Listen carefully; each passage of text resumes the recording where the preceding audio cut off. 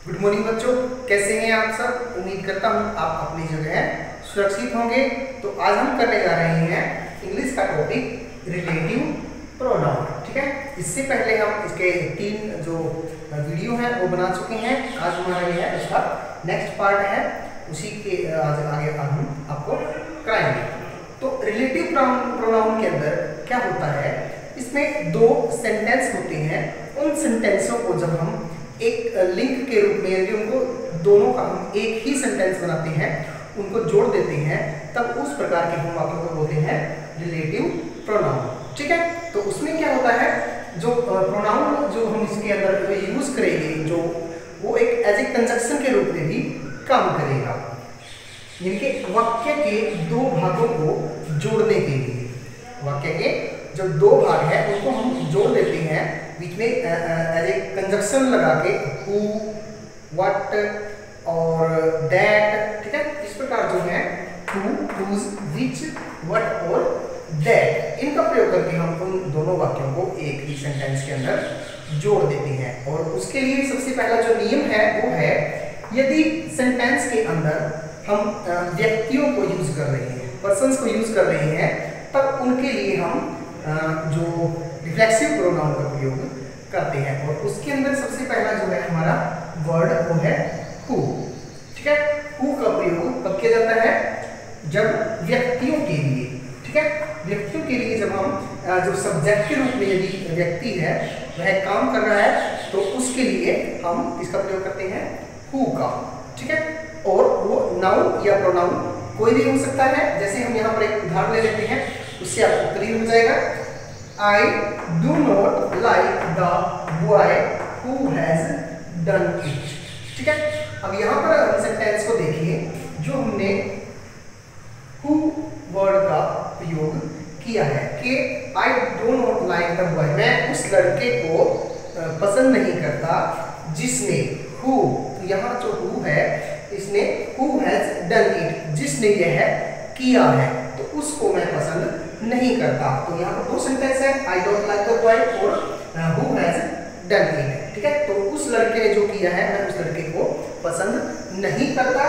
तो उस प्रकार जो who शब्द है उसने दोनों सेंटेंसों को एक सेंटेंस के रूप में जोड़ दिया।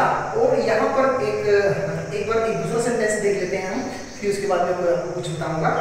I do not like the boys who have done it।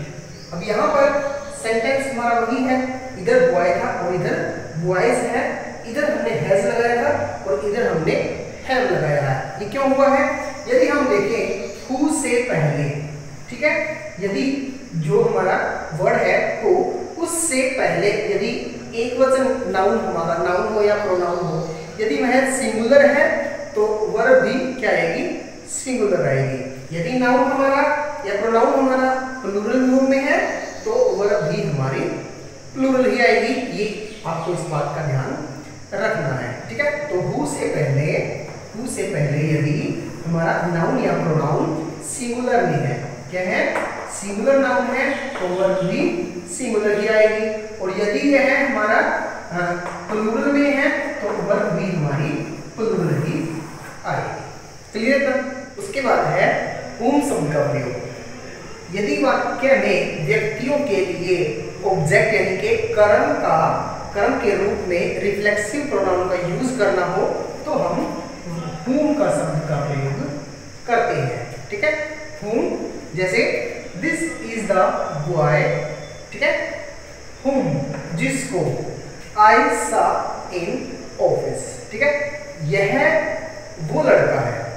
ठीक है, कौन सा, which यानी कि whom I saw in office, यह वो लड़का है जिसे मैंने ऑफिस में देखा था। तो whom, जिसको हम यहाँ पर उसके लिए शब्द यूज कर सकते हैं, जिसको। ठीक है, तो अगर हम यहाँ पर बॉय जो है वो ऑब्जेक्ट के रूप में काम कर रहा है, तो उसके लिए हम लड़के के लिए दिस इज द बॉय, यह वो लड़का है जिसको मैंने ऑफिस में देखा था। तो ऑब्जेक्ट के रूप में यदि हम नाउन और प्रोनाउन का प्रयोग कर रहे हैं तो हम whom शब्द का प्रयोग करेंगे। ठीक है, एक वाक्य और देख लेते हैं। The student whom I met today, इनके विद्यार्थी, और कौन सा विद्यार्थी, जिसे मैं, यानी कि जिसको मैं मिला था, आज मिला था, और was संजू सन, यानी कि वह संजू का बेटा था। ठीक है, इस प्रकार हम whom शब्द का प्रयोग रिफ्लेक्सिव प्रोनाउन के अंदर करेंगे कर्म के लिए। अगला है, यदि वाक्य में निर्जीव वस्तु यानी कि लाइफलेस कोई थिंग है, उसके लिए यदि हम रिफ्लेक्सिव प्रोनाउन रिलेटिव प्रोनाउन का अगर प्रयोग करते हैं, तब हम विच का प्रयोग करते हैं। WHICH, विच का प्रयोग करते हैं। कैसे करते हैं? This is the pen which I bought today, यह वो पेन है जो मैंने आज खरीदा है। This is the chalk which I bought yesterday, यह वो चौक है जो मैंने कल खरीदा था। तो इस प्रकार हम होम और विच जो रिफ्लेक्सिव प्रोनाउन के लिए अगर यूज कर रहे हैं, तो ऑब्जेक्ट के रूप में और निर्जीव वस्तुओं के लिए हम इनको प्रयोग करेंगे। ठीक है, इसके बाद है दैट और व्हाट का जो प्रयोग है सजीव और निर्जीव दोनों के लिए किया जा सकता है।